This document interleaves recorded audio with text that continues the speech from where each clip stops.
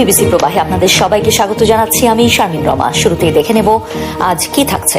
ভারত বিরোধী রাজনীতি, সন্দেহ ও অতীতের প্রেক্ষাপটে ভারতের সঙ্গে সম্পর্ক উন্নয়ন বিএনপি সরকারের জন্য কতটা চ্যালেঞ্জের। ওয়াজ মাহফিলে নারীদের বিরুদ্ধে অবমাননাকর ভাষা ব্যবহার নিয়ে বিতর্ক। যুদ্ধ বন্ধের প্রস্তাব নিয়ে চলা তৎপরতার মধ্যেই আমেরিকা ইসরায়েলের হামলায় ইরানের সামরিক গোয়েন্দা প্রধান নিহত। এসব নিয়ে বাংলাদেশ ট্রেন্ডিং, সঙ্গে আছেন বিশ্ববিদ্যালয়ের শিক্ষক কাজী মারুফুল ইসলাম। তার কথা তো শুনবই, একই সাথে আপনারাও মতামত জানাতে পারেন বিবিসি বাংলার ইউটিউব, ফেসবুক, ইনস্টাগ্রাম ও এক্স হ্যান্ডেল। এছাড়াও ভিজিট করুন বিবিসি বাংলার ওয়েবসাইট। বাংলাদেশের নতুন পররাষ্ট্রমন্ত্রী ডক্টর খলিলুর রহমান ভারত সফরে যাচ্ছেন। এই সফরের পর ভারতের পররাষ্ট্রমন্ত্রী এস জয়শঙ্করের সঙ্গে তিনি একই বিমানে মরিশাসে যাচ্ছেন বলে জানতে পেরেছে বিবিসি বাংলা। আওয়ামী লীগ সরকারের পতনের পর থেকে যে তিক্ততা দুই দেশের মধ্যে তৈরি হয়েছিল সেটা কি তবে স্বাভাবিক হতে শুরু করেছে? কিন্তু বাংলাদেশে ভারত বিরোধিতা, রাজনৈতিক সন্দেহ এবং অতীত অভিজ্ঞতার প্রেক্ষাপটে সম্পর্কের উন্নয়ন কি সহজ হবে? অর্চতন রিলার প্রতিবেদন।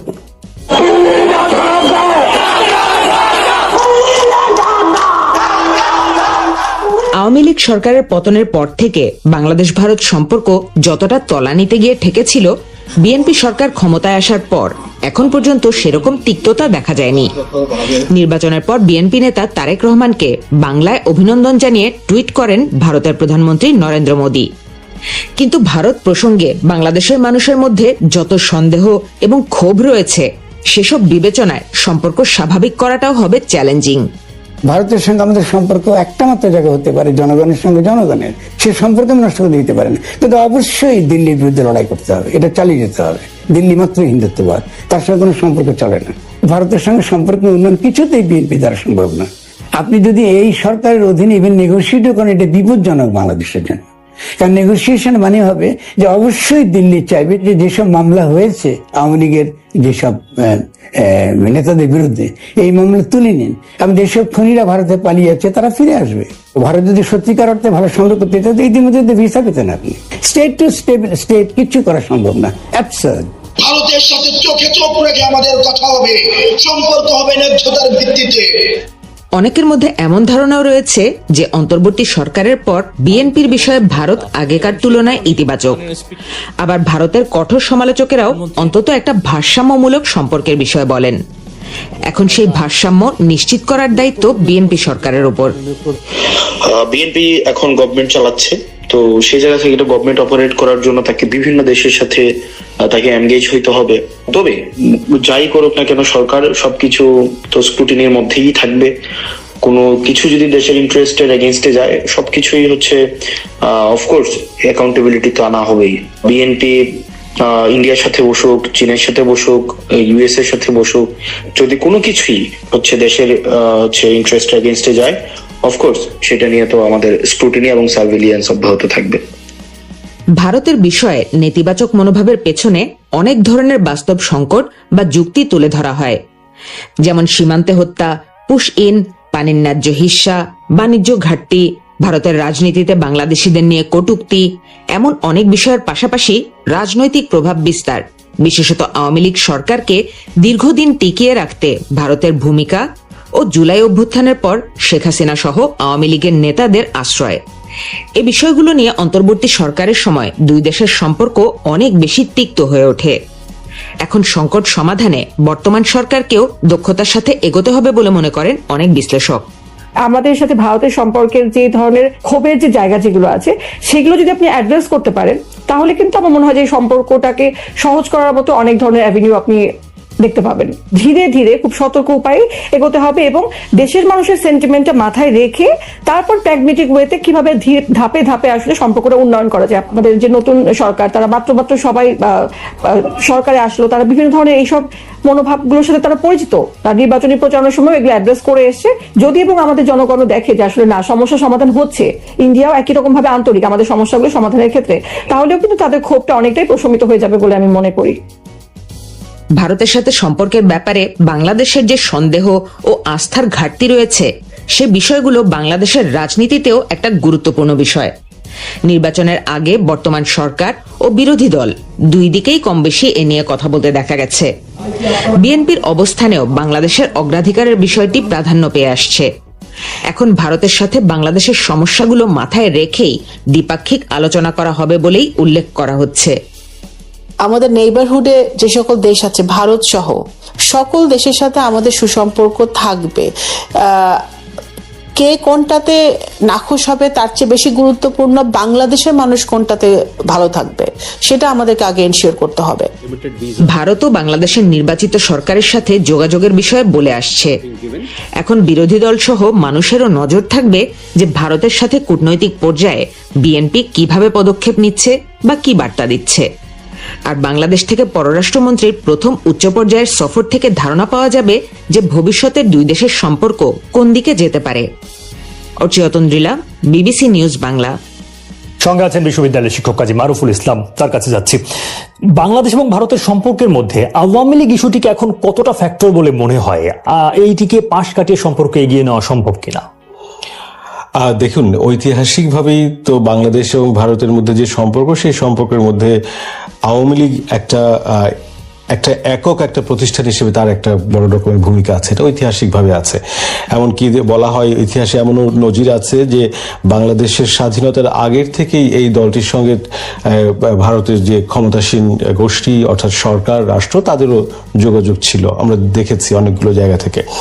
তো ফলে এই আওয়ামী লীগের অবস্থান এবং তার সক্রিয়তা এবং তার প্রভাব বাংলাদেশ এবং ভারতের সম্পর্কের মধ্যে এখনো পর্যন্ত সক্রিয় থাকার কয়েকটা বাস্তব কারণ হচ্ছে যে এই মুহূর্তে যদি আমরা দেখি তাহলে আমরা দেখছি যে আওয়ামী লীগের যে সমস্ত নেতৃবৃন্দের প্রতি মামলা হয়েছে তাদের বড় অংশ ভারতে আশ্রয় পেয়েছে।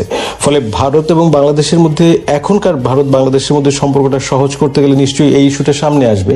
ফলে এটাকে প্র্যাগমেটিক্যালি অর্থাৎ বাস্তবসম্মতভাবে কিভাবে ভারত মোকাবেলা করে সেই জায়গা থেকে কিন্তু বাংলাদেশের তরফের আগ্রহ এবং সম্পর্কের যে পুনর্গঠনের যে সক্রিয়তা সেটা একটা নির্ভর করছে। ফলে এখানে একটা ইস্যু হিসেবে থাকছে। একই সাথে বাস্তব পরিস্থিতি যেটা আপনি বিবেচনা করেন, দেখেন যে বাংলাদেশ এবং ভারত, সারা পৃথিবী এই মুহূর্তে একটা বলা যেতে পারে যে ভূ রাজনৈতিক দুর্যোগের ভিতর দিয়ে যাচ্ছে। যে মনুষ্য সৃষ্ট যুদ্ধগুলো সেগুলো কিন্তু সবাইকে একটা প্রচন্ড চাপের মধ্যে ফেলেছে। এই চাপটা আবার বিভিন্ন সমীকরণকে নতুন করে ভাবার একটা সুযোগ তৈরি করেছে। অর্থাৎ আমাদের যে ক্রাইসিস যদি হয়, আমরা যদি দেশের অর্থনীতি যুদ্ধের কারণে যদি যে কোনো রকমের বড় চাপের মধ্যে পড়ে, যেটা আশঙ্কা দেখা দিচ্ছে, সেক্ষেত্রে কিন্তু আমি পছন্দ করি অথবা না করি, প্রতিবেশী কিন্তু আমার ফার্স্ট রেসপন্ডার। অর্থাৎ এই বিপদে প্রথমে আমি যার কাছ থেকে বেশি সহযোগিতা পেতে পারি সে কিন্তু আমার প্রতিবেশী দেশগুলো। ফলে সেই বিবেচনাতে কিন্তু সেটি সম্পর্কের একটা নতুন মাত্রা পেতে পারে, সেই সম্ভাবনা আছে। এখন ভারতের সঙ্গে সম্পর্ক উন্নয়নের ক্ষেত্রে বাংলাদেশের অভ্যন্তরীণ রাজনীতির কোন বিষয়গুলো বিএনপি সরকারকে চাপে রাখতে পারে বা তাদের জন্য চ্যালেঞ্জের হতে পারে? বিএনপি সরকার এখন যে অবস্থা, তার প্রথম যে কাজটি তারা করার চেষ্টা করছে সেটা হচ্ছে সব ক্ষেত্রে একটা স্থিতিশীলতা তৈরি করা। স্থিতিশীলতা তৈরি করার ক্ষেত্রে ভারত এবং বাংলাদেশের সম্পর্কে আমাদের যে দৃষ্টিভঙ্গি, অর্থাৎ 24-এর আন্দোলনের পরে এবং তার আগে থেকেই মানুষের মধ্যে যে ক্রমশ একটা নেতিবাচক জায়গা তৈরি হচ্ছিল ভারত সম্পর্কে, সেই নেতিবাচক দৃষ্টিভঙ্গিটাকে বিএনপি সরকারের পক্ষে এখন উড়িয়ে দেওয়া সম্ভব না। কারণ সে নতুন করে কোনো পরিবর্তন করার চেষ্টা করার চেয়ে আগে হচ্ছে একটা স্থিতিশীলতা তৈরি করার চেষ্টা করবে।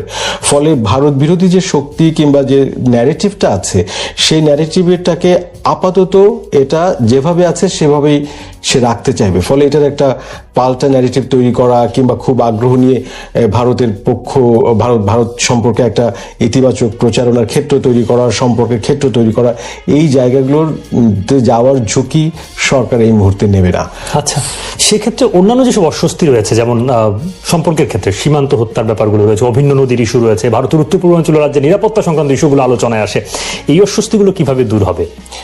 প্রথম হলো যে ভারতের কাছে আসলে বাংলাদেশের দিক থেকে যে প্রধান উদ্বেগের জায়গা সেটা হচ্ছে নিরাপত্তা জায়গা। তো সেক্ষেত্রে আমার ধারণায় বাংলাদেশের বর্তমান সরকার এবং ভারতের সরকারের মধ্যে ইতিমধ্যেই এক ধরনের বোঝাপড়া হয়েছে যে ভারতের নিরাপত্তার বিষয়টি নিয়ে বাংলাদেশ এখানে কোনো ভূমিকা রাখবে না, অর্থাৎ এক্ষেত্রে সহযোগিতামূলক ভূমিকাই রাখবে। বাকি যে ইস্যুগুলো আছে, যেমন আমাদের তিস্তা, আমাদের পদ্মা চুক্তিটা শেষ হয়ে যাচ্ছে, আমাদের বাণিজ্যে ঘাটতি, এবং সীমান্তে হত্যা, এই প্রসঙ্গগুলো কিন্তু চলমান, দীর্ঘমাত্রায় চলমান। ফলে এগুলো যদি খুব এসকেলেট না করে তাৎক্ষণিকভাবে, তাহলে এগুলো আলোচনার মধ্যে থাকা, এটা নিয়মিত বৈঠকের মধ্যে থাকা, যোগাযোগের মধ্যে থাকা, অর্থাৎ এগুলো দিয়ে এই পরিস্থিতিটাকে সামাল দেওয়া সম্ভব। ফলে আপাতত বিএনপি বা সরকার আসলে এরকম একটা মাঝামাঝি জায়গায় যাবে যে হ্যাঁ, তারা এই নেগোসিয়েশনগুলো শুরু করবে, আলোচনা হবে, কিন্তু আপনি রেজাল্ট পেয়ে যাবেন সেটা হবে না, কিন্তু আলোচনাগুলো, এনগেজমেন্টগুলো কিন্তু শুরু হবে। ফলে একটা ইতিবাচক ভারসাম্যমূলক আবহাওয়া তৈরি হবে, কিন্তু সেখান থেকে যে খুব ফলাফল তৈরি হবে এমনটা আমি আশা করছি না সহসা। ওয়াজ মাহফিলে একজন সংসদ সদস্যের মন্তব্য নিয়ে সম্প্রতি সামাজিক মাধ্যমে তৈরি হয় বিতর্ক। তবে ওয়াজের মতো ধর্মীয় আয়োজনে নারীদের আক্রমণ করে বক্তৃতা দেওয়ার ঘটনা বাংলাদেশে নতুন কিছু নয়, কিন্তু কেন এভাবে নারীদের আক্রমণ করা হয়? এতে কি সমাজে কোনো প্রভাব পড়ছে? যদি পড়ে থাকে সেক্ষেত্রে কি করার আছে? তানহা তাসনিমের প্রতিবেদনে বিস্তারিত। তোর কিন্তু হিসেবে বেটির ঘরের বেটি, তুই কথা এখনো যে মহিলারা দাঁড়ায় আছে এখানে, এদেরকে লাঠি দিয়ে সরান। সামাজিক মাধ্যমে ওয়াজের সময় ধারণ করা এই ধরনের ভিডিও ক্লিপ ভাইরাল হতে দেখা যায় প্রায়ই। সম্প্রতি ধর্মীয় বক্তা থেকে জামায়াতে ইসলামের প্রার্থী হিসেবে সংসদ সদস্য হওয়া আমির হামজার এমন একটি ভিডিও ঘিরে সৃষ্টি হয় ব্যাপক বিতর্ক। মহিলারা ওদের দেখলে লজ্জা পাবে। রমিন ফারহানা আপা আছে, এরপরে যে মন্ত্রী পটলের মেয়ে আছে ফারজানা শারমিন, আমার মনে হয় এই তারপরে নায়াব ইসলাম ইউসুফ আছে ফরিদপুরে। এই আপারা আমাদের সামনে, আমার মাঝে মাঝে চিন্তা হয় আল্লাহ আমার ডাইনির বামে যে অবস্থা, ও ম্যাডাম গুলো যদি এদের পেটের দিকে তাকায় ভাববে আল্লাহ ছেলে মেয়ে হয় আমাদের আর পেট হয়। হুজুরের পাশে দুইজনের। সংসদে দাঁড়িয়ে এর প্রতিবাদও জানান ব্রাহ্মণবাড়িয়া ২ আসনের সদস্য রুমিন ফারহানা। এই সংসদে উপস্থিত আরেকজন সংসদ সদস্য যে কদাকার কুৎসিত ভাষায় মানে ওয়াজ মাহফিল করেছে, যে কুৎসিত ভাষায় তারা বক্তব্য দিয়েছে, আমি আপনার কাছে এই ব্যাপারে বিচার চাইছি মাননীয় স্পিকার। অনেকেই আমাকে ভিডিওটি পাঠিয়েছেন, খুবই দুঃখজনক। আসলে ওয়াজ হওয়ার কথা ছিল ইসলামের উপরে, কোরআনের উপরে, হাদিসের উপরে, সেটা না করে আমরা নারীর পোশাক, নারীর চেহারা, নারীর কথা, এই সকল কিছু নিয়ে যখন শুনি আমরা অবাক হই। যদিও মিস্টার হামজার দাবি প্রতিপক্ষরা তার বক্তব্য ভুলভাবে উপস্থাপন করে ছড়িয়ে দিয়েছে। আমি তো আর মেয়েদেরকে খারাপ উদ্দেশ্য বা তাদের অসম্মান করার জন্য তাদের পেট নিয়ে, তাদের ভড়ি নিয়ে কিছু বলিনি, বলি যে দুর্নীতিবাজ নেতাদেরকে নিয়ে, যে সেই শব্দটা কাটি দিয়ে ওইটা মেয়েদের নামে চালিয়ে কত মহিলারা করে যে খারাপ ধারণা করে। এই জন্য আমি আরো মিডিয়ার সামনে কথা পারতপক্ষে বলতে চাই না। কোরআন হাদিসে যা আছে এর বাইরে কোনো উদাহরণও আর যাব না, কারণ মানুষ এখন কিছু বললেই আমি ভালোভাবে উপস্থাপন করলেও উল্টা ভাবে করে। ওয়াজে নারীদের নিয়ে কুরুচিপূর্ণ ও আক্রমণাত্মক বক্তব্য দেওয়ার অভিযোগ বাংলাদেশের প্রেক্ষাপটে বেশ পুরনো। বর্তমানে সামাজিক মাধ্যমের প্রসারের সাথে পাল্লা দিয়ে বেড়েছে তা ছড়িয়ে পড়ার প্রবণতা। কিন্তু ওয়াজে এই ধরনের বক্তব্য দেয়া হয় কেন?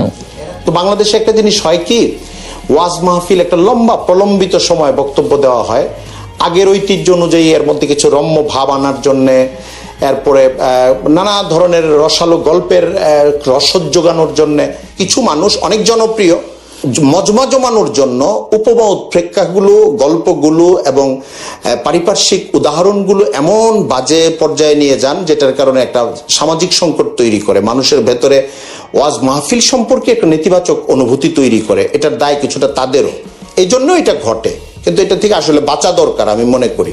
বক্তব্যগুলো তো আর এমনি এমনি তারা দিচ্ছে না, তারা দিচ্ছে কারণ বাঙালির যারা তাদের সামনে বসা থাকে, অর্থাৎ দর্শক, কিংবা ইউটিউবে যখন তারা আপলোড করছে, সোশ্যাল মিডিয়াতে যারা আছে, তারা বিষয়গুলোকে একভাবে গ্রহণ করছে এবং আগ্রহী এগুলো শুনতে, সেজন্যই তারা আবার বক্তব্য দিচ্ছে। অর্থাৎ এটা পারস্পরিক একটা ব্যাপার আছে।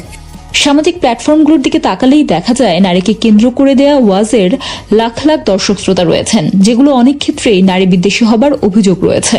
জনপরিসরে ধর্মকে পুঁজি করে এ ধরনের বক্তব্য দেওয়ার প্রভাব সুদূর প্রসারী বলেই মনে করছেন এই বিশ্লেষক। যখন এইরকম ধরনের প্রভাবশালী মানুষজন, হ্যাঁ, ইসলামিক কোনো বক্তা এই ধরনের নারীকে নিয়ে কথা বলতে পারে বা একজন জ্ঞানী ব্যক্তি কথা বলতে পারে, তখন সাধারণ একজন ভাবতে পারে যে আমিও তো বলতে পারি।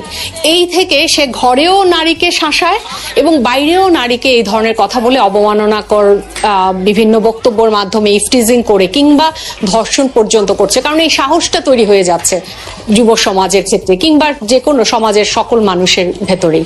রাস্তায় গেল বেডি, বাজারে গেল বেডি, অফিসে গেল বেডি, স্কুলে গেল বেডি, মাছ বাজারে গেল বেডি, আনাজ কিনতে গেল বেডি, উঠানো ভাত খাইতে গেল বেডি।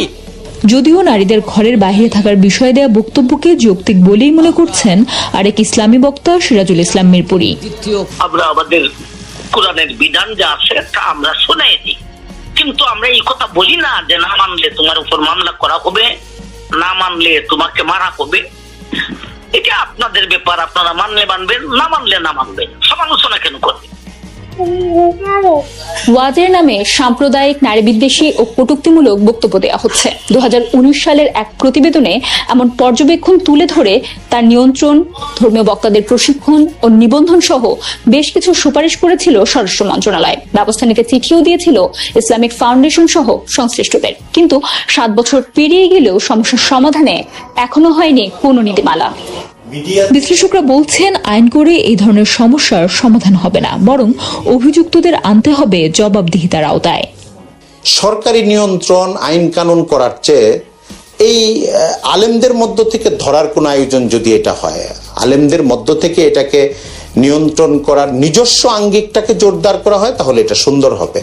বাহির থেকে আরোপিত মনে হলে এটা সংকটের কারণ হবে এবং সমস্যাটা করে হয়তো গুনে গুনে 10 জন, কিন্তু তখন পুরো অঙ্গন নিজেদেরকে আক্রান্ত বোধ করবে যে আমাদের কথা বলা আটকে দিচ্ছে। পর্যবেক্ষকরা মনে করেন বাংলাদেশের জনসাধারণের বড় অংশই ধর্মপ্রাণ হওয়ায় তাদের অনেকেরই ইসলামী বক্তাদের বক্তব্যের প্রতি আস্থা রয়েছে, আর তাই ওয়াজ মাহফিলের মতো জায়গায় বক্তাদের আরও দায়িত্বশীল হওয়া উচিত বলছেন তারা। Tanha Tasnim, BBC news Bangla. সঙ্গে আছেন বিশ্ববিদ্যালয়ের শিক্ষক কাজী মারুফুল ইসলাম। অধ্যাপক মারুফুল ইসলাম, এই যে ধর্মীয় আয়োজনে নারীদের প্রতি বক্তব্য, বিশেষ করে অবমাননাকর বক্তব্যগুলো, এগুলোকে প্রশাসনিকভাবে এবং একাডেমিক দিক থেকে কিভাবে ডিল করা যেতে পারে, কিভাবে বিষয়গুলোকে আসলে অ্যাড্রেস করা যেতে পারে? আমি এই ঘটনাটাকে 3টা জায়গা থেকে দেখি। একটা হলো যেটা রাজনৈতিক একটা বক্তৃতা, অর্থাৎ আপনি দেখছেন যে এটা ধর্মীয় বিষয়ে বয়ান হচ্ছে, কিন্তু আসলে এটা পুরোপুরিভাবে একটা রাজনৈতিক বক্তৃতা, এই অর্থে যিনি বা যারা আয়োজন করছেন এবং যারা শুনছেন তাদের মধ্যে এক ধরনের ক্ষমতার সম্পর্ক আছে। অর্থাৎ এই যারা বক্তৃতা দিচ্ছেন তারা বক্তৃতার মধ্য দিয়ে আসলে তাদের প্রভাব প্রতিপত্তি সমাজে বাড়াতে চাচ্ছেন এবং সেটা শেষ পর্যন্ত রাষ্ট্রীয় ক্ষমতার প্রয়োগের সাথেও যুক্ত, যেটা আমরা আমির হামজার ক্ষেত্রে দেখেছি। অর্থাৎ এইরকম বক্তৃতা করে রাজনৈতিক প্রতিপত্তি অর্জন করা সম্ভব। ফলে ঘটনার একটা রাজনৈতিক গুরুত্ব আছে এবং রাজনৈতিকভাবে এটাকে দেখা যেতে পারে। দ্বিতীয়ত হচ্ছে এটা একটা সাংস্কৃতিক ব্যাপার, অর্থাৎ যে মানুষগুলো এটার সঙ্গে যুক্ত তারা কিন্তু এটা হঠাৎ করে দিচ্ছেন না, এটা অতীতেও এটা হয়েছে এবং আপনি দেখেন এই তালিকা করলে প্রচুর পাবো। ফলে এটা 1-2 মানুষ দিচ্ছে না। তার মানে এখানে এক ধরনের ধর্মকে কেন্দ্র করে ধর্মের যে ব্যবসা শুরু হয়েছে সেই ব্যবসাটাকে একটা পারফর্মিং আর্টে রূপান্তর করা হয়েছে ওয়াজের মধ্য দিয়ে। ফলে এবং সেটা এক ধরনের মানুষের মধ্যে একটা ক্লায়েন্ট গ্রুপ তৈরি হয়েছে, অর্থাৎ একটা কনজিউমার তৈরি হচ্ছে এই জাতীয় অরুচিকর কুরুচিকর বক্তব্য এবং এন্টারটেইনমেন্ট কন্টেন্ট হিসেবে এটার একটা মার্কেট তৈরি হচ্ছে। আর একটা যেটা আমি বলতে চাই সেটা হচ্ছে মানুষের মনস্তাত্ত্বিক একটা জায়গা আছে, যে এখানে কিন্তু আমাদের যে পুরুষতান্ত্রিক যে সমাজটা, সেখানে এক ধরনের পুরুষবাদিতা, এক ধরনের ব্যাটাগিরি, সেটার যে প্রকোপ, যে প্রকাশ, সেটা পুরুষদের মনস্তত্ত্বের মধ্যে আছে। ফলে যারা শ্রোতা এবং যিনি বক্তা এইটা নিয়ে সে কিন্তু কোনো অপরাধ বোধে ভোগেন না, সে কিন্তু আরাম বোধ করেন এবং যিনি শুনছেন সেও কিন্তু তার মনস্তত্ত্বের সঙ্গে এটা কিন্তু যাচ্ছে। ফলে এই 3টা জায়গাকে যদি আমরা ধরি তাহলে আমাদের একটা কম্প্রিহেন্সিভ অ্যাপ্রোচ দরকার। প্রথমত এদেরকে এক্সক্লুড করার ব্যাপার না, কিন্তু এখানে তারা যে বক্তৃতা দিচ্ছেন তার একটা আইনগত জায়গা আছে, অর্থাৎ তারা পরিষ্কারভাবে কিন্তু ওরাল ভায়োলেন্স করছেন, শব্দ দিয়ে কিন্তু এক ধরনের সন্ত্রাস তৈরি করছেন। সেটা আমার প্রচলিত আইনেই যারা এরকম সরাসরিভাবে সীমা লঙ্ঘন করে যাচ্ছে তাদেরকে আমরা আইনের আওতায় আনতে পারি, কিন্তু সেটা একটা জায়গা মাত্র হবে। কিন্তু দীর্ঘমেয়াদে যে জায়গাটা, সেটা নিশ্চিতভাবে আমাদের যে অডিয়েন্স, অর্থাৎ যে কনজিউমার যাদেরকে টার্গেট করছে, সেই জায়গাতে যদি আমাদের সচেতনতা তৈরি হয়, অর্থাৎ সেই জায়গাতে যদি আমার শিক্ষা থাকে, সেই জায়গা থেকে মানুষকে যদি আমরা যে মুক্ত প্রগতির আলো দেখাতে পারি, যেটা আমাদের দেশে গত বছর দেড়েক ধরে নাই, অর্থাৎ একটা অন্ধকার রাজনীতি এই জাতীয় বক্তৃতাকে উৎসাহ দেয়, সেই রাজনীতির জায়গা থেকে যদি খোলা যায়, যদি মানুষ উন্মুক্তভাবে কথা বলতে পারে, প্রশ্ন করতে পারে, স্কুলে প্রশ্ন করতে পারে, শ্রেণীকক্ষের বাইরে পরিবারের মধ্যে যদি প্রশ্ন করার চর্চাটা থাকে, তাহলে এই জাতীয় গল্প, এই জাতীয় কুরুচিকর বক্তব্য দিয়ে মানুষের মনস্তত্ত্বকে প্রভাবিত করা সহজ হবে না। আচ্ছা, যুদ্ধ বন্ধের প্রস্তাব নিয়ে চলা তৎপরতার মধ্যেই পাল্টাপাল্টি হামলা চলছে মধ্যপ্রাচ্যে। ইরানের পররাষ্ট্র মন্ত্রণালয়ের মুখপাত্র জানিয়েছেন, যুক্তরাষ্ট্র ইসরায়েলের সঙ্গে ইরানের যুদ্ধ শেষ করতে কাজ করা মধ্যস্থতাকারীদের জন্য একটি জবাব প্রস্তুত করা হয়েছে। সূত্রের বরাত দিয়ে বার্তা সংস্থা রয়টার্সের প্রতিবেদনে বলা হয়, যুদ্ধের ইতি টানতে একটি শান্তি প্রস্তাবের রূপরেখা পাকিস্তান তৈরি করে ইরান ও যুক্তরাষ্ট্রের সঙ্গে বিনিময় করেছে। এর মধ্যেই জানা গেছে, ইসলামিক রেভলিউশনারি গার্ড কোর বা IRGCর গোয়েন্দা প্রধান মেজর জেনারেল মাজিদ খাদেমি ইসরায়েলের হামলায় নিহত হয়েছেন। অন্যদিকে ইসরায়েলের হাইফার একটি ভবনে ইরানের ক্ষেপণাস্ত্র হামলায় অন্তত 4 জন নিহত হয়েছেন। জনমত জরিপে দেখা গেছে, গত 5 সপ্তাহেরও বেশি সময় চলা এই যুদ্ধের প্রতি ইসরায়েলিদের সমর্থন আস্তে আস্তে কমতে শুরু করেছে। ইরানের পররাষ্ট্রমন্ত্রী আব্বাস আরাগচি বলেছেন, যুক্তরাষ্ট্র ইরানের বেসামরিক অবকাঠামোতে হামলার যে হুমকি দিয়েছে, সেটি যদি সত্যি বাস্তবায়ন করতে চায়, তাহলে তার কঠোর পাল্টা জবাব দিতে প্রস্তুত ইরান। ফ্রান্সের পররাষ্ট্রমন্ত্রী জিয়া নোয়েল ব্যারোর সাথে টেলিফোনে আলাপ করে এই কথা বলেন মিস্টার আরাগচি। এসব বিষয় নিয়ে কথা বলতে চাই, সঙ্গে আছেন বিশ্ববিদ্যালয়ের শিক্ষক কাজী মারুফুল ইসলাম। মারুফুল ইসলাম, এই যে পাল্টাপাল্টি হামলাটা এখনো চলছে, এর মধ্যে মধ্যস্থতার চেষ্টাও চলছে, এখনো কেন এই পাল্টাপাল্টি হামলা জোরদার করছে উভয় পক্ষ? যুদ্ধের তো এখনো কোনো একটা উপসংহারমূলক কোনো নির্দেশনা দেখা যাচ্ছে না। ফলে যে যে যে কথাগুলো আলোচনার টেবিলে আছে, সেই এই আলোচনার বিষয়বস্তুকে উভয় পক্ষ তার নিজের পক্ষে নেওয়ার চেষ্টা করছে। সেই চেষ্টার একটা অংশ হিসেবে, অর্থাৎ যদি মার্কিন যুক্তরাষ্ট্র প্রবল চাপ প্রয়োগ করতে পারে অন গ্রাউন্ডে, তাহলে আলোচনার শর্তগুলো সে তার পক্ষে নিতে পারবে। ঠিক একই রকম ভাবেও ইরানও চেষ্টা করছে যে তার শক্তিটাকেও দেখাতে, ফলে সে আলোচনার যে শর্তগুলো সেখানে যেন যথোপযুক্তভাবে সে বার্গেন করতে পারে। ফলে এটা চলবে, একটা অংশ। ফলে এটা যতক্ষণ না মানে সমঝোতাটা তৈরি হচ্ছে, তার আগ মুহূর্ত পর্যন্ত আমরা এটা দেখতে পারবো যে আসলে এই প্রতিপক্ষের যত বেশি ক্ষতি করা যায় এর মধ্যে এই দুঃখজনক প্রবণতাটা থাকবে। এই যুদ্ধ যদি আর দীর্ঘায়িত নাও হয়, এই পর্যন্ত সেটি যে প্রভাব বিস্তার করেছে, তা পৃথিবীকে কিভাবে বদলে দেবে বলে মনে করেন? কোন কোন ক্ষেত্রে স্থায়ী ছাপ রেখে যাবে? একটা তো অবশ্যই আমাদের পৃথিবীতে এতদিন পর্যন্ত আমরা যেভাবে চলেছি, সেখানে কতগুলো আন্তর্জাতিক আইন, আন্তর্জাতিক প্রতিষ্ঠান কাজ করেছে, কম বেশি করেছে, কিন্তু সেগুলোর আর কোনো অর্থ নেই। অর্থাৎ এই প্রতিষ্ঠান এবং আইনগুলো আর কোনো রকম তাদের কোনো জোর নেই, কোনো প্রায়োগিক ক্ষমতা নেই, সেটা প্রমাণিত হয়েছে। এটা একটা দীর্ঘমেয়াদী ক্ষতি, এটা পুনর্গঠন করতে অনেক সময় লাগবে। দ্বিতীয়ত, অনাস্থা তৈরি হয়েছে। তো পশ্চিম এবং পূর্বের মধ্যে যে একটা তীব্র অনাস্থা, তাদের কথা, তাদের ন্যারেটিভ, এগুলোর যে অর্থ, সেই অর্থগুলো এখন আমাদের কাছে আসবে না। এবং আমাদের যে জৈব যে জ্বালানি, সেই জ্বালানির যে সংকট তৈরি হয়েছে, সেক্ষেত্রে একটা ইতিবাচক জায়গায় আমি দেখি যে পৃথিবীর দেশগুলো যারা এখনো পর্যন্ত নবায়নযোগ্য শক্তিতে বিনিয়োগ করছিল না, তারা কিন্তু নতুন করে এই জায়গাটা আবার আবিষ্কার আবার উদ্যোগী হবে, যেহেতু এরকম ঝুঁকিগুলো রয়ে গেছে। ফলে প্রযুক্তির জায়গায়, বিশেষ করে এই নবায়নযোগ্য জ্বালানি প্রযুক্তির জায়গায় বিনিয়োগ এবং আবিষ্কার, এটা কিন্তু দীর্ঘমেয়াদে বাড়বে বলে আমার কাছে মনে হয়। মানুষের মধ্যে কেন্দ্রিক বিশ্ব ব্যবস্থা নিয়ে যে আলোচনা চলেছে, সেটি নানান রকম পরিবর্তন, বহুকেন্দ্রিক বলা হচ্ছিল, কেউ বলছিলেন যে অনেকগুলো শক্তি তৈরি হবে, পাওয়ার ব্রোকার তৈরি হবে। সেটা এক্ষুনি এই কনক্লুশনে আমি পৌঁছাতে পারছি না। তবে এটা সত্যি যে মার্কিন যুক্তরাষ্ট্রের যে একাধিপত্য এবং প্রশ্নহীন আধিপত্য, সেটার চূড়ান্ত প্রয়োগ দেখে ফেলেছে সবাই, যে এইটুকুই তারা পারছে। এখন এই পারার ব্যাপারে অবশ্যই তাকে একটা অন্যতম শক্তি হিসেবে বাকি দেশগুলো গুনবে, ভয় পাবে। কিন্তু একদম একই সঙ্গে ইরান যে পাল্টা আক্রমণটা দেখালো, যে প্রতিক্রিয়াটা দেখালো, সেক্ষেত্রে ইরান থেকে যে শক্তিশালী দেশগুলো আছে, তারা তাদের সামর্থ্যটা বুঝে গেল যে এইরকম হলে তারা কিভাবে এটাকে প্রতিহত করবে। অর্থাৎ মার্কিন যুক্তরাষ্ট্রের যে অপরীক্ষিত আধিপত্য, সেটার একটা পরীক্ষা হয়ে গেল এবং একই সাথে তার একটা সীমানা নির্ধারিত হয়ে গেল। ফলে অন্য রাষ্ট্রগুলো, অন্য শক্তিশালী রাষ্ট্র নতুন করে ভাবতে তাদের হবে মতন করে আরো উঠে আসতে পারে। তবে এটাকে পূর্ণভাবে চ্যালেঞ্জ করার সময় মানে ভেঙে ফেলার মতন পরিস্থিতি তৈরি হয়নি এখনো। Ayatollah Ali Khamenei, Ali Larijani, আইআরজিসির কমান্ডার সহ প্রায় অর্ধশত নেতাকে হত্যা করেছে যুক্তরাষ্ট্র ও ইসরায়েল। গত ৩৯ দিন ধরে চলা এই যুদ্ধে প্রায় ২,০০০ ইরানির প্রাণ কেড়ে নিয়েছে তাদের শত্রুপক্ষ। এবার সেই শত্রুরা বলছে, এখন আর আমরা যুদ্ধ চাই না, যুদ্ধ শেষ। তোমরা হরমুজ প্রণালী খুলে দাও এবং পারমাণবিক অস্ত্র না বানানোর প্রতিশ্রুতি দাও, আমরা আর হামলা চালাবো না। ইরানের অসংখ্য স্থাপনায় হামলা করে ধ্বংসস্তূপ বানিয়ে দিয়েছে যুক্তরাষ্ট্র ও ইসরায়েল। সবশেষ দেশটির শরীফ ইউনিভার্সিটি অব টেকনোলজিতেও হয়েছে হামলা। মধ্যপ্রাচ্যের MIT হিসেবে খ্যাত এই বিশ্ববিদ্যালয় গুড়িয়ে দিয়ে কি শান্তি প্রতিষ্ঠা সম্ভব? একদিকে হামলা, অন্যদিকে যুদ্ধবিরতির প্রস্তাব। কোন দিকে যাবে ইরান? মার্কিন ভাইস প্রেসিডেন্ট জেডি ভ্যান্স, বিশেষ দূত স্টিভ উইটকফ এবং ইরানের পররাষ্ট্রমন্ত্রী আব্বাস আরাগচির সঙ্গে 5 এপ্রিল সারা রাত ধরে কথা বলেছেন পাকিস্তানের সেনাপ্রধান ফিল্ড মার্শাল আসিম মুনির।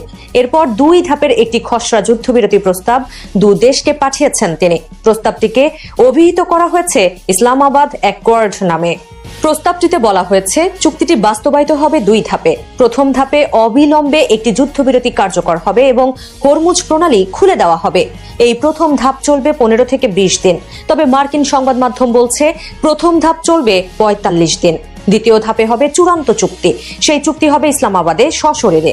সেখানে থাকবে ইরানের পারমাণবিক অস্ত্র তৈরি না করার নিশ্চয়তা, জব্দকৃত সম্পদ ফেরতের অঙ্গীকার এবং ইরানের ওপর মার্কিন নিষেধাজ্ঞা শিথিলকরণ। পাকিস্তানের এই অস্থায়ী যুদ্ধবিরতি প্রস্তাব প্রত্যাখ্যান করে পাল্টা প্রস্তাব দিয়েছে ইরান। দেশটির গণমাধ্যম ইরনা জানিয়েছে, ইরানের প্রস্তাবগুলো হলো, প্রথমত মধ্যপ্রাচ্যের সব ফ্রন্টে, বিশেষ করে লেবানন ও গাজায় যুদ্ধের স্থায়ী অবসান এবং গ্যারান্টি দিতে হবে। দ্বিতীয়ত, হরমুজ প্রণালীর ওপর ইরানের সম্পূর্ণ নিয়ন্ত্রণ থাকবে এবং ইরান টোল আদায়ের অধিকার পাবে। তৃতীয়ত, ইরানের ওপর আরোপিত অর্থনৈতিক সব নিষেধাজ্ঞা প্রত্যাহার করতে হবে।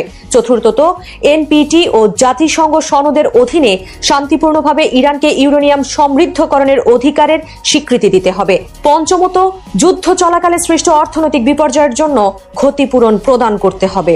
ইরান আগে থেকেই বলে আসছে, অস্থায়ী যুদ্ধবিরতি তারা কখনোই চায় না। তারা চায় একটি স্থায়ী শান্তি চুক্তি এবং তাদের উপর আরোপিত অবৈধ হামলার চূড়ান্ত অবসান। এবারও সেই একই সুর তেহরানের। পাকিস্তানের যুদ্ধবিরতি প্রস্তাবের তাৎক্ষণিক প্রতিক্রিয়ায় তারা জানিয়েছে, অস্থায়ী যুদ্ধবিরতির অংশ হিসেবে তারা হরমুজ প্রণালী পুনরায় খুলবে না। ইরানের এক ঊর্ধ্বতন কর্মকর্তা ট্রাম্পের একের পর এক হুমকি এবং ডেডলাইন বেঁধে দেওয়ার ব্যাপারে জানান, তেহরানের সব কোনো কিছুই তোয়াক্কা করে না। আমরা চাই স্থায়ী সমাধান, তবে ওয়াশিংটন তা চায় না। তেহরান মুখ খুললে ওয়াশিংটন এ ব্যাপারে এখনো কোনো প্রতিক্রিয়া জানায়নি। আল জাজিরার প্রতিবেদক ওসামা বিন জাভাইদ বলেন, পাকিস্তানি কর্মকর্তারা এক প্রকার অনিশ্চিত কূটনীতি নিয়ে কাজ করছে। তারা যে সমস্যার মুখোমুখি হচ্ছে সেটি মূলত স্কুল পড়ুয়া 2জন ছেলের মারামারির মতো একটি পরিস্থিতি সামাল দেওয়া। এখানে তাদেরকে অহমিকা নিয়ন্ত্রণ করতে হচ্ছে। একই সঙ্গে গভীর অবিশ্বাসের এক সাগরের ওপর সেতু বন্ধন গড়ে তুলতে হচ্ছে। ইরানের কর্মকর্তাদের সবচেয়ে বড় ভয় হলো অবিশ্বাস। তারা মোটেই যুক্তরাষ্ট্রকে বিশ্বাস করতে পারছে না। কারণ সংলাপ শুরু নিয়ে আলোচনার মধ্যেই তেহরানে হামলা চালায় মার্কিন ও ইসরায়েলি বাহিনী। তারা হত্যা করে আয়াতুল্লাহ আলী খামেনি সহ বেশ কয়েকজন শীর্ষ কর্মকর্তাকে। এর আগে গত বছর 12 দিনের যুদ্ধে ইরানের পারমাণবিক স্থাপনায় হামলা চালায় যুক্তরাষ্ট্র। ইরানের পররাষ্ট্রমন্ত্রীর একটাই প্রশ্ন, সাময়িক যুদ্ধবিরতি হলেও তাদের নেতারা যে আবারও লক্ষ্যবস্তুতে পরিণত হবেন না তার নিশ্চয়তা কি? ট্রাম্প এতবার হরমুজ খুলে দেওয়ার দাবি করার পরও এই প্রণালী বন্ধের ঘোষণায় অন্তত এটা স্পষ্ট যে আপাতত পাকিস্তানের যুদ্ধবিরতি প্রস্তাব ভেস্তে যাচ্ছে।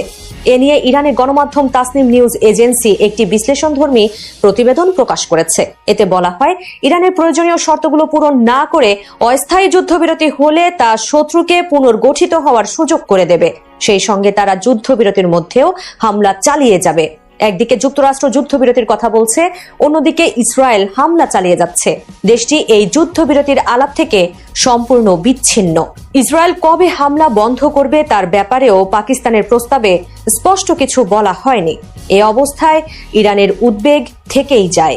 তাসনিম নিউজের প্রতিবেদনে আরো বলা হয়েছে এই যুদ্ধ কেবল তখনই শেষ হতে পারে যখন মার্কিন ও জায়নবাদী শত্রুদের পক্ষ থেকে আগ্রাসনের বিরুদ্ধে একটি সুনির্দিষ্ট নিশ্চয়তা পাওয়া যাবে এবং আরো কয়েকটি অলঙ্ঘনীয় শর্ত পূরণ করতে হবে। প্রতিবেদনে আরো বলা হয় হরমুজ প্রণালী সংক্রান্ত নতুন ব্যবস্থার বিষয়টি স্বতঃসিদ্ধ। এই প্রণালী আর কখনোই যুদ্ধের পূর্ববর্তী অবস্থায় ফিরে আসবে না।